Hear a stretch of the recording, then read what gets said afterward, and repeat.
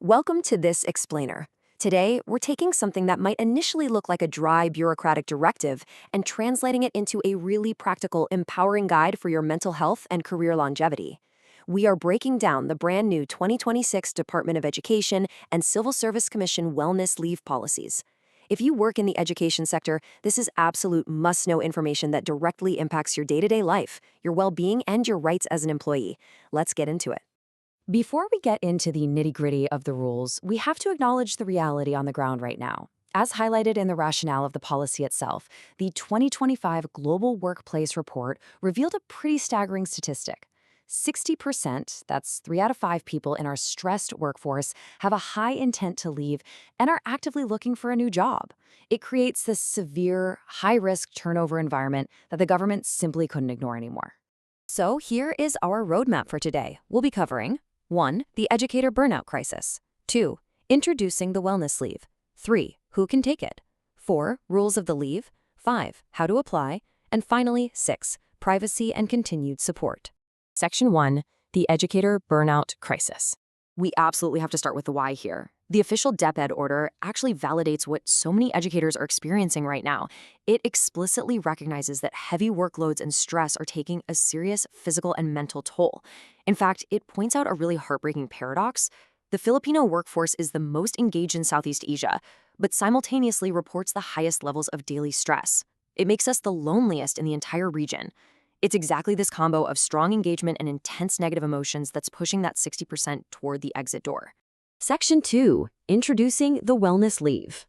Now, the structural solution to this isn't just some vague suggestion floating around. This is DepEd Order number 002, Series of 2026. This is an official, signed policy pursuant to Civil Service Commission rules. It's specifically designed to promote well-being and ensure a healthy, supportive work environment. Basically, it's formal, legal recognition that your health actually matters. So what exactly is it? According to the mandate, the wellness leave gives you a maximum of 5 days off, and the phrasing they use is wonderfully broad. It's designated for mental health care, physical wellness activities, or, and this is a big one, simply a general break from work. You don't need to be sick to take this. You just need to be human and require a moment to breathe and reset. Section 3. Who can take it? This is where we see a major and honestly incredible shift toward inclusivity. This benefit is not just for permanent staff. The order applies to permanent, coterminous, fixed-term, contractual, casual, temporary, substitute, and provisional employees. Plus, contract of service and job order personnel are entirely eligible too. And the best part? For COS and JO personnel, you get to take this leave completely without any salary deductions. You keep getting your full pay while taking care of yourself. To avoid any confusion, though, we do need to clarify who is excluded. If you are outsourced personnel engaged through an agency, like a manpower service, you are excluded from this specific DepEd order. Additionally, if you are funded by a local government unit, but detailed to DepEd, you have to follow the specific wellness leave policies of your LGU mother agency, rather than this DepEd one. Section 4. Rules of the leave. All right, grab a pen because here is your cheat sheet for the rules. First, you get a maximum of 5 days per calendar year. You can take them one by one, or you can take up to 3 consecutive days at a single time. Crucially, this is a use it or lose it benefit. It's non-cumulative, meaning it doesn't roll over to the next year, and you cannot commute it to cash. If you don't take it by December 31st, it's gone. Finally, and this is huge, these 5 days are entirely separate from your existing vacation and sick leave balances. It doesn't eat into your standard leave credits at all. Section 5. How to apply. So how do you actually get this time off? For a standard, planned break, you must file your request at least 5 days before you intend to leave. If you're regular personnel, you'll use the standard CSC form number 6 in duplicate copies. You just check the Others box in item 6A and write in wellness leave. And listen, don't stress about your students while you're away. The policy legally mandates that school heads must assign relievers to cover classes. Those relieving teachers even get teaching overload pay. So the kids are taken care of and your colleagues are compensated fairly. But what happens if you can't plan 5 days ahead? Well, the policy completely accounts for emergency cases. They define this as any sudden or significant deterioration of your mental or emotional state that makes you unable to safely do your job. We're talking bereavement, accidents, calamities, or just severe emotional distress. In these emergency situations, that 5-day prior filing rule is completely waived. You're allowed to just file the application immediately upon your return to work.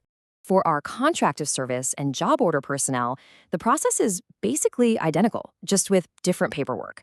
You will use a designated form called Annex A to file for your break. The filing timeline is exactly the same, but this form is just tailored to your specific employment status within the department. Section 6, Privacy and Continued Support. Now, I know what some of you are probably thinking. It's totally understandable to hesitate and ask. If I apply for a wellness leave because I'm struggling mentally, am I going to be forced to expose highly sensitive mental health information to my boss? Is this going into a permanent file for anyone to see? The answer is a resounding reassurance of your privacy. The DepEd policy explicitly guarantees the promotion of safe spaces. It strictly mandates that any sensitive personal information collected during this process is bound by the rules of absolute confidentiality.